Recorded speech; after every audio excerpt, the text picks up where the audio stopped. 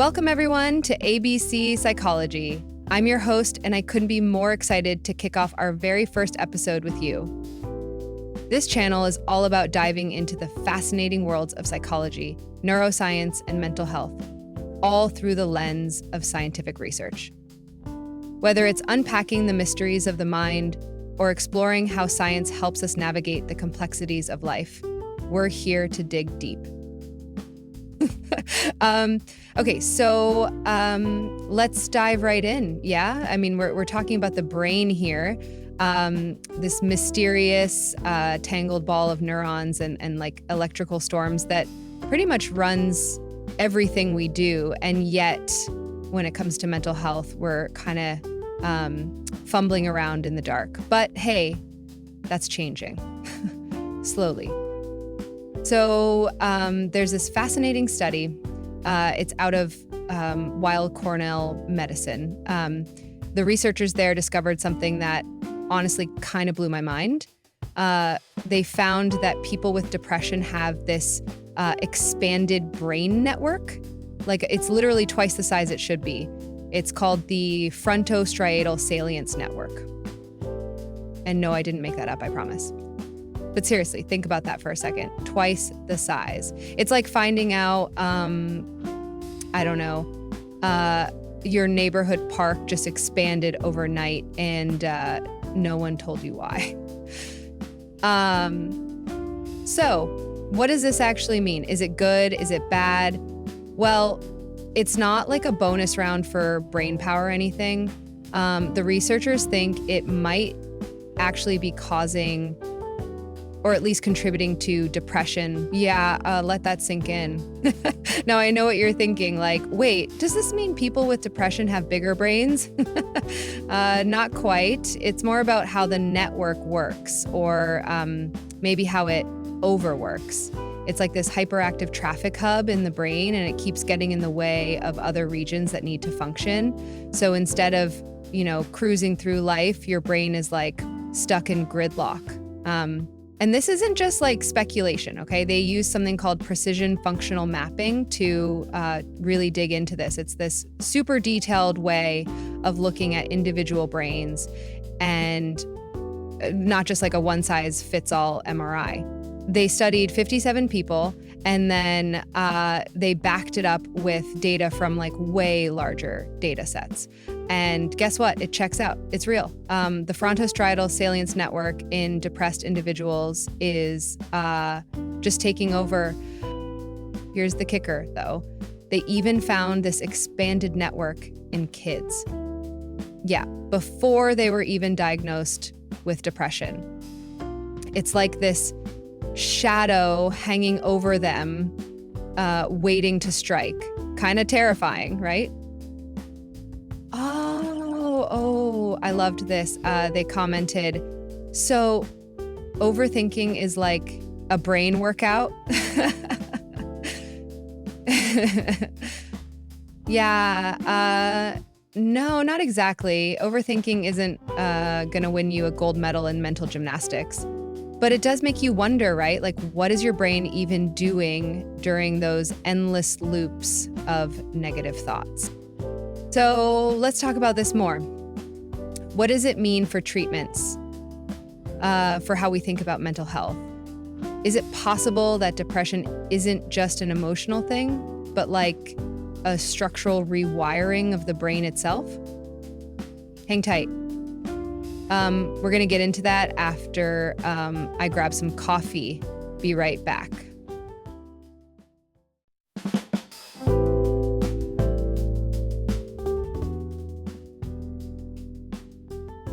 All right, so here's the deal. Sleep.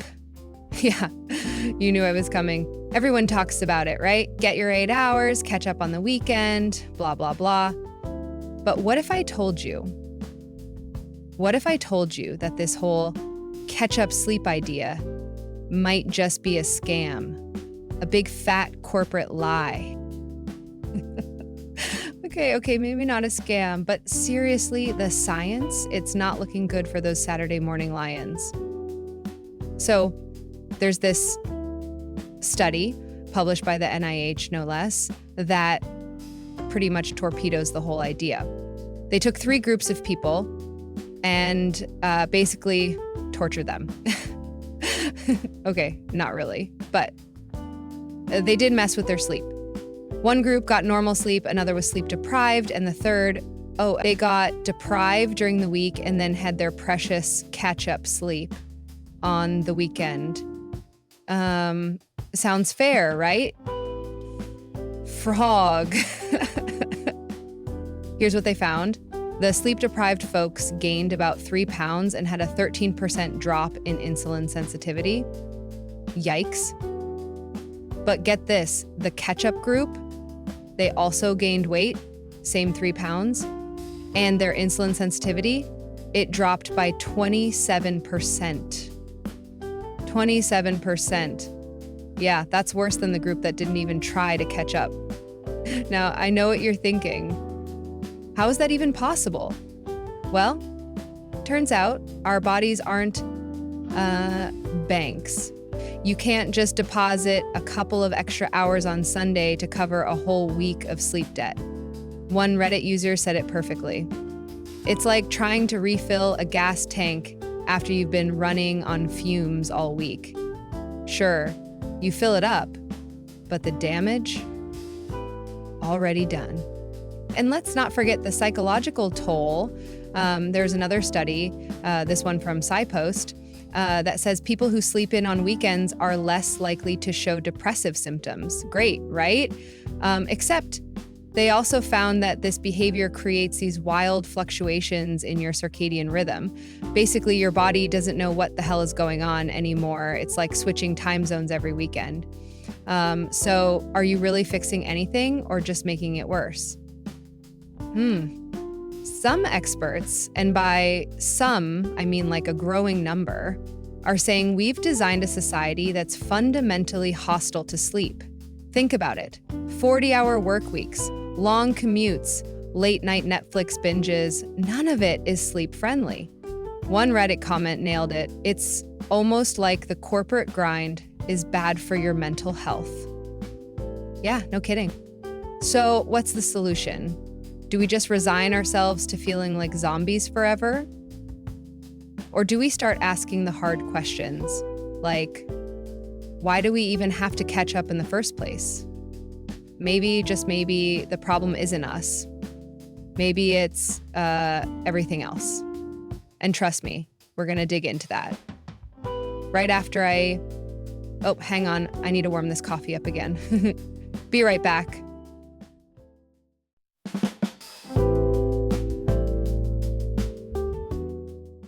All right, I'm back. So where were we? Oh, yeah, the sleep thing. You know, all this talk about how society messes with our sleep got me thinking. Like, what else are we clinging to as a fix-all for our mental health? I mean, we already debunked the sleep debt myth, so what's next? Well, let me tell you, it's this romanticized idea that nature, you know, the trees and the birds and the nice little walking paths can magically heal us. Yeah, I know, it sounds harsh, but hear me out. There's this study out of China published in Nature, mental health, by the way, that looked at over 400 people. Huge sample size, right? And they found that people who lived near green spaces had a lower risk of depression and anxiety. Great news, right? Except there are always. So first off, a lot of these so-called green spaces, they're not created equal. I mean, think about it. Does a sad little patch of grass next to a parking lot really compare to like an ancient forest? Probably not. One comment on the internet put it perfectly. We're not supposed to live in concrete jungles, work our whole lives, and chase some impossible dream. Yeah, no kidding. But slapping a few trees into a sterile, overbuilt neighborhood isn't exactly a cure-all. So here's another thing. A lot of the benefits they're talking about, turns out they might have less to do with nature and more to do with money. Yeah, socioeconomic factors. You know, people who live near well-maintained parks or forests, they tend to be wealthier. They've got better access to healthcare, less stress, and, oh yeah, probably more time to sleep. Funny how that works, right? And let's not ignore the outliers. Someone, love this, said they moved to a greener area but felt worse because they were still drowning in work stress. So maybe it's not just about where you live, but how you live. Because if you're stuck in your head, constantly worrying, I don't care if you've got the Amazon rainforest in your backyard, it's not going to fix what's broken.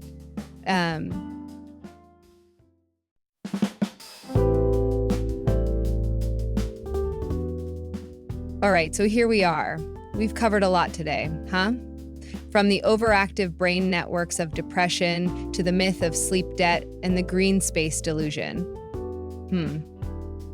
And honestly, it all circles back to this bigger, messier question.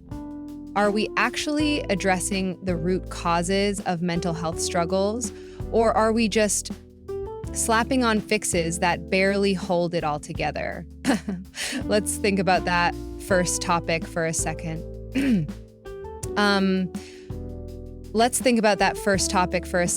This expanded brain network in people with depression. It's not just a metaphor, guys. It's physical, structural, and it makes you wonder how much of what we call mental health is really about the brain itself being overwhelmed, overregulated, maybe even rewired in ways we don't fully understand yet. And then there's sleep, or the lack of it. I mean, how wild is it that we live in a society where catching up on rest has become like a survival strategy? But as we saw, that doesn't even work. If anything, it makes things worse. And why? Because we're treating sleep like a luxury instead of what it is, a basic human need. Honestly, I think it's a symptom of something bigger. This constant grind, this pressure to keep producing, keep achieving, even when we're running on empty. Pause, taps fingers on desk, music shifts slightly darker. And then, of course, there's nature. The great escape, right? Except not really.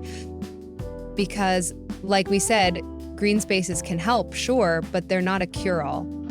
And the benefits? They're tangled up in privilege and access and a whole bunch of other factors we don't talk about enough. So is the answer really just planting more trees? Or is it about creating a world where people can actually, I don't know, breathe? And that brings me to the real takeaway from all this. We're not just dealing with individual problems here, whether it's a misfiring brain network, a messed up sleep schedule, or a lack of green spaces. These are all symptoms of a much deeper issue, a system that prioritizes profit over people, productivity over well-being. And that, my friends, is what we need to start addressing. But hey, it's not all doom and gloom, right? I mean, just the fact that we're talking about this stuff, that researchers are digging into these questions, that you're here listening, thinking about all this, that's a start. And maybe that's what we need right now. Not perfect solutions, but a willingness to keep asking the hard questions. So yeah, I'm leaving you with more questions than answers, but maybe that's the point. Oh, and speaking of questions, what do you guys think? Does any of this resonate with you? Have you ever felt stuck in the grind, wondering if the world is just a little off? All right, that's it for today's episode. Thanks for hanging out with me. And hey, don't forget to get some real rest. Spend a little time outside if you can. And most importantly, take care of that brilliant, complicated brain of yours. Until next time.